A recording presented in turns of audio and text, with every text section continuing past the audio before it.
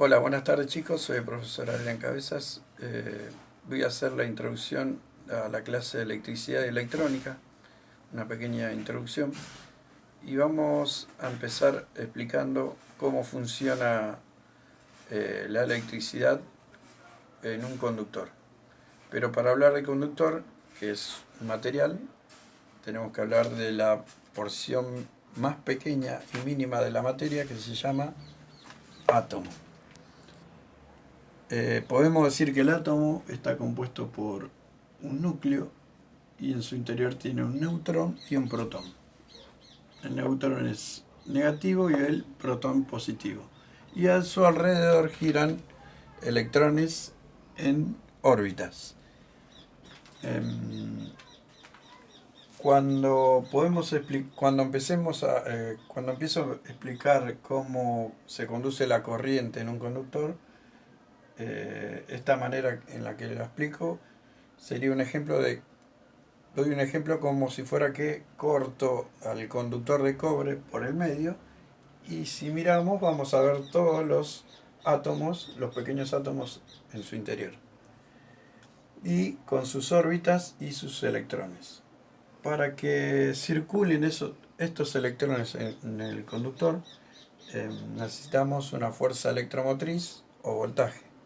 El voltaje puede venir de una batería o de la corriente de suministro que tenemos en nuestros hogares. En este caso, cuando damos esa fuerza, ese impulso de voltaje o de electricidad, la manera en que se comporta en su interior, en estos átomos, es que va saltando el electrón de órbita en órbita. Cuando este electrón salta a la siguiente órbita del siguiente átomo, deja en su paso un hueco que será ocupado por el siguiente electrón que viene por detrás.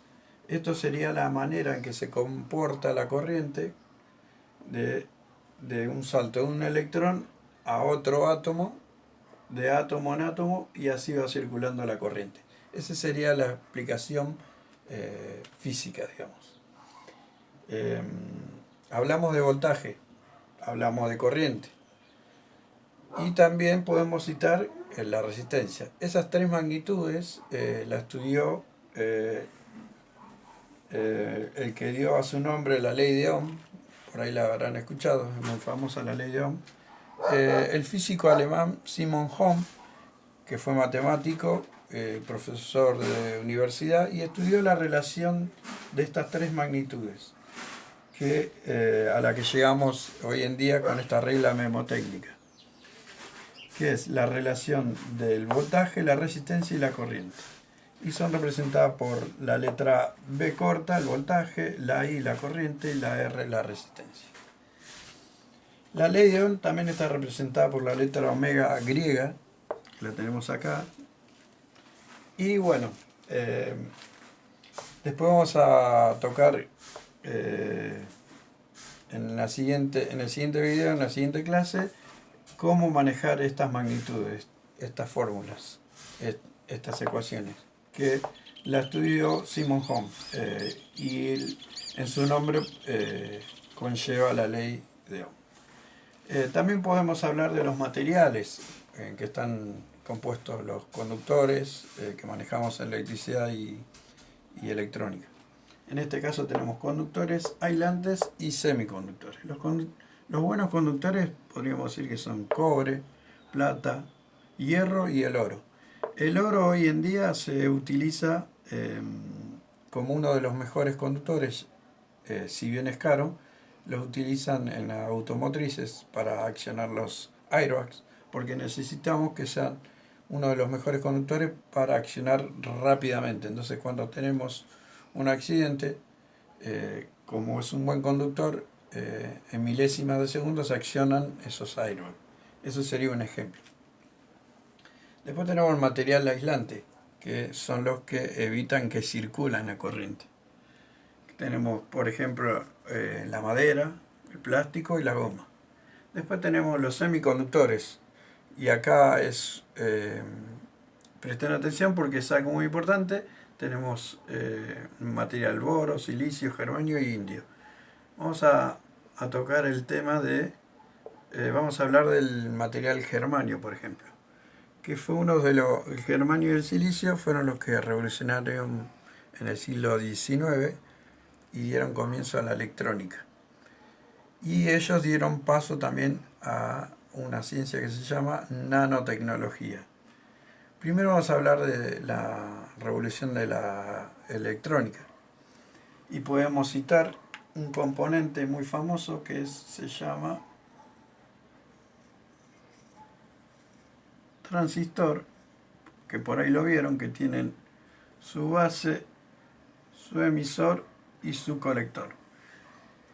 Estos componentes muy chiquititos están dentro de todos los aparatos electrónicos y hoy en día esta revolución dio paso a la nanotecnología, que ahora en todo aparato electrónico vemos los chips, los microchips, que tienen varias patitas, varios pines, y que dentro de esos chips hay millones y millones de componentes como este de electrónica acá adentro.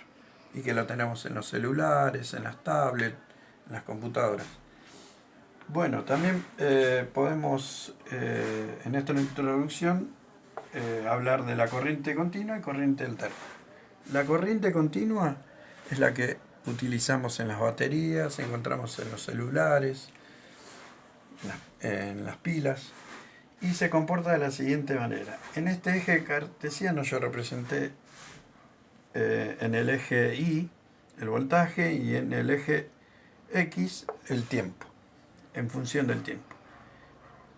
Para citar cómo se comporta el voltaje en continuo, tomo un valor X, en este ejemplo son 5 volt, toma ese valor y lo mantiene en el tiempo. Esa sería la corriente continua que tenemos en las pilas, baterías y manejamos en los celulares. Son pequeños voltajes que no afectan a la salud humana. Después tenemos la corriente alterna.